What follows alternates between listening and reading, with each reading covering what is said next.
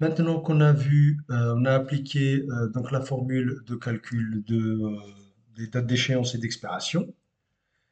Les dates d'échéance, c'est ici, mais surtout les échéances avant expiration, en fait, ici, c'est ce qui nous intéresse.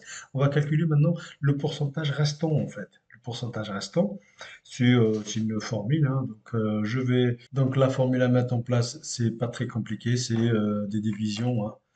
Donc je vais ouvrir une parenthèse.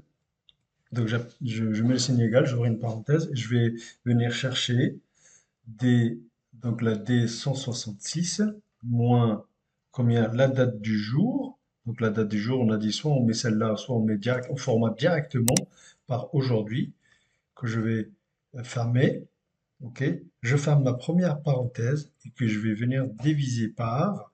Et là aussi, j'ouvre une parenthèse pour, euh, pour venir chercher en fait la durée qu'il y a entre cette cellule-là moins celle-ci, la date de départ, la date d'emballage par exemple. Je ferme la parenthèse et je fais CTRL-Entrée pour rester dans mon, dans ma cellule. Ok. Et là, pareil, vu que j'ai des cellules adjacentes, tout ça, je peux double-cliquer. D'accord? Soit je double-clique, soit je tire vers le bas. Donc là, tout fonctionne. Voilà. Donc là, ça, le dépassement, donc là, par exemple, ici, il me reste 27%, 57%. OK. Donc là, c'est une durée d'un an, donc il me reste un mois et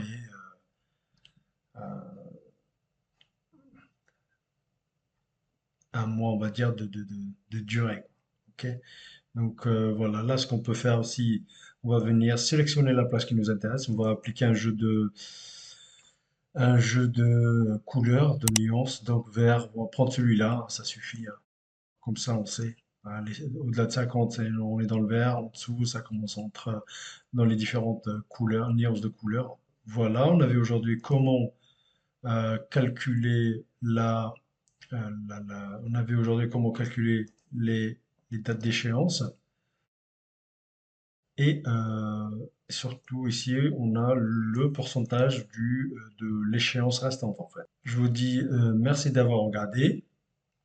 Merci de liker, merci de laisser des commentaires si vous en avez. Et à bientôt.